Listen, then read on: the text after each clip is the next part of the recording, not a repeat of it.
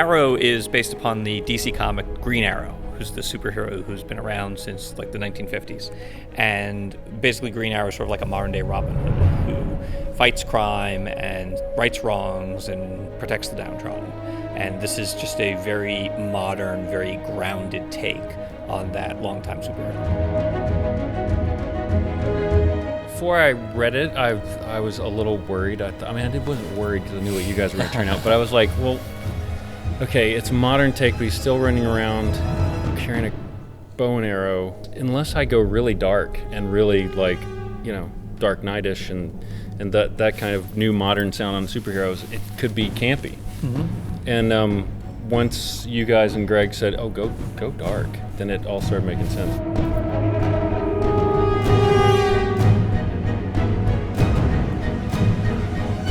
When you're cutting together, your rough cut, edit of the picture, you'll put on a temp soundtrack and you'll take music from other movies or whatnot.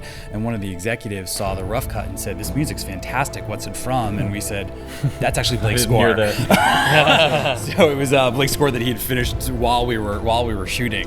So that was it's an intimidating thing to take on. One every time I walk on the stage, I realize the ghosts that I'm following and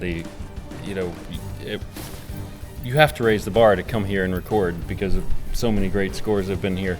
But then also you can't let the fans down. We've done lots of shows, all of us, but nothing that really has the fan base built in before it even airs. So you can disappoint them from day one. I can write the wrong theme we're off the show. So it's intimidating, but it was fun.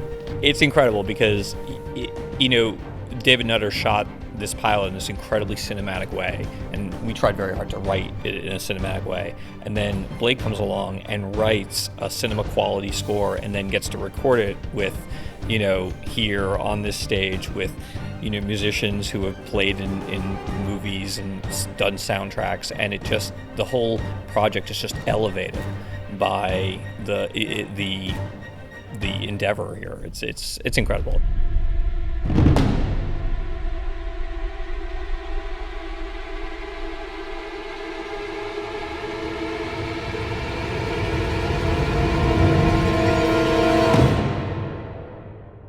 Like THX says, the audience is listening. They are listening, and they know. That's why so many more shows get a full treatment now. Mm-hmm. And so many people are just watching movies at home. It's like, fewer people are going to the movies and they're bringing that experience home. And, if you're going to have a TV show that sort of says, hey, we're trying to do, our version of The Dark Knight or Man of Steel every week, we really have to bring it. And I think having the orchestra here really, really says that we're committed to doing that.